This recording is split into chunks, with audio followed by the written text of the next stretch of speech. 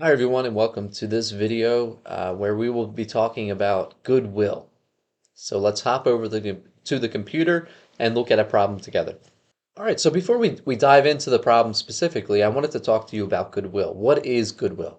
So goodwill in accounting, this is, it represents the excess of purchase price over acquired net assets from a merger and acquisition transaction.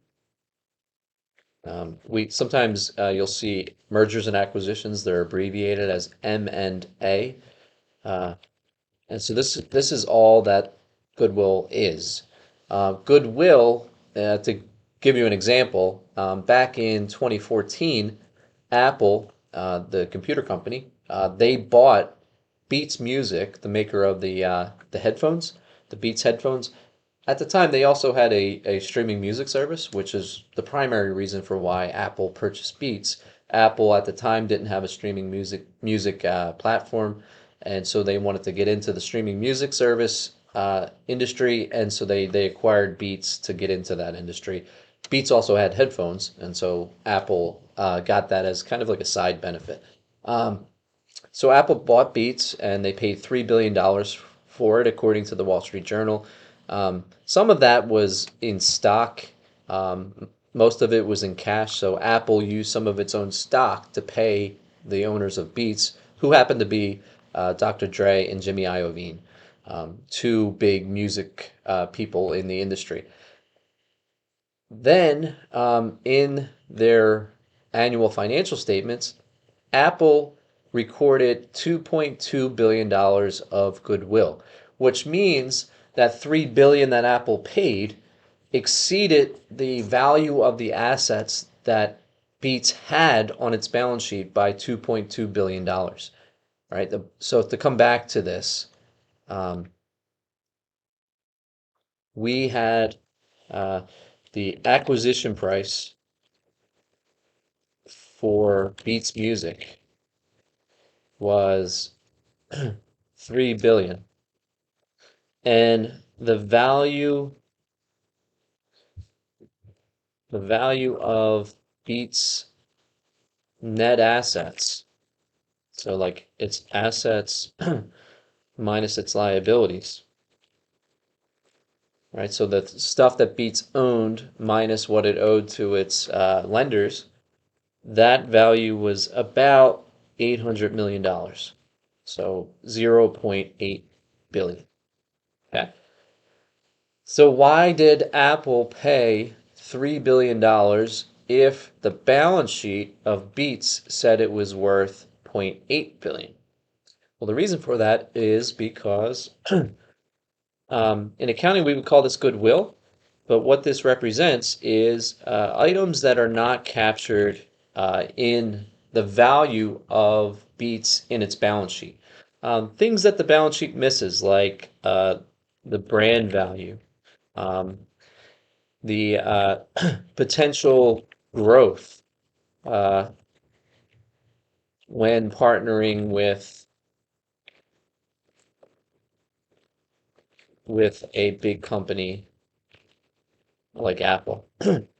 Now there are not assets the in the Beats balance sheet that capture these things, and so what this means is that the company's worth 3 billion, but on paper it's only listed at zero point 0.8 billion, and it means that the balance sheet is missing key values or key things that are valuable to potential buyers like Apple.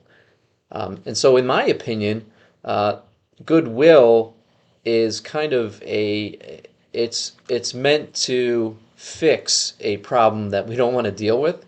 And that problem is that the way GAAP is currently written, there are many assets that we are not allowed to record in our balance sheet as assets. Okay, so what ends up happening then is that the balance sheet doesn't accurately reflect the current value of a company. What it reflects is something different. It reflects the book value of the company. Book value is hardly ever equal to the market value of the company.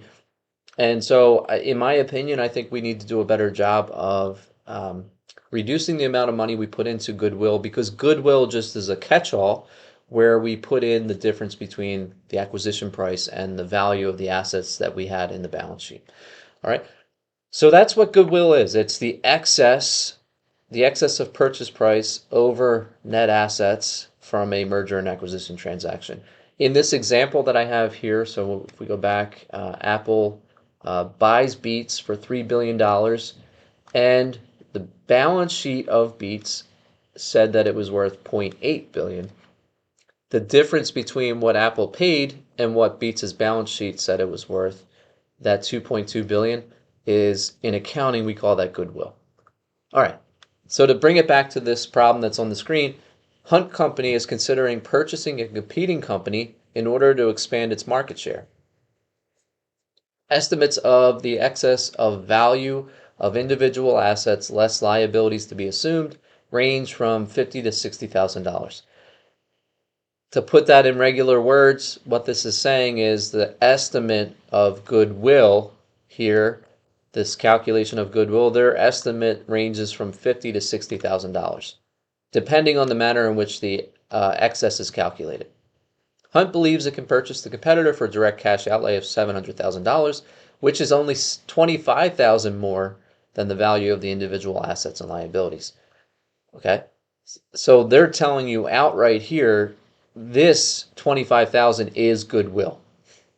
Assuming Hunt makes the purchase for $700,000, at what amount should goodwill be recorded? The answer here is 25,000.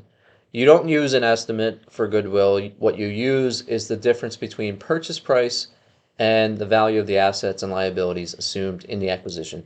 They tell us explicitly in the problem, we don't have to do any calculations. They tell us explicitly that the excess between actual purchase price of $700,000, that number is $25,000 more than the assets and liabilities assumed. So our answer here, final answer, is $25,000 of goodwill. All right. It's kind of a silly problem. It's not really a problem. You don't need to solve anything. You just need to read it. And as long as you know exactly what you're talking about, you don't need to do any calculations. All right. So the answer here is 25,000. But the value in this problem is it gives you the opportunity to think about what goodwill is. And when you're referring back to this topic in the future, or if you want to commit it to memory, just think when the topic of goodwill comes up, think about when Apple purchased Beats and they paid $3 billion for something that was worth $0.8 billion on paper. Why did they pay that $2.2 billion? That is what goodwill is capturing. It's the premium for why Apple paid $3 billion on a company that was worth $0.8 billion. All right. Well, hopefully you found this video helpful. Thanks a lot for watching, and I'll talk to you soon. Take care.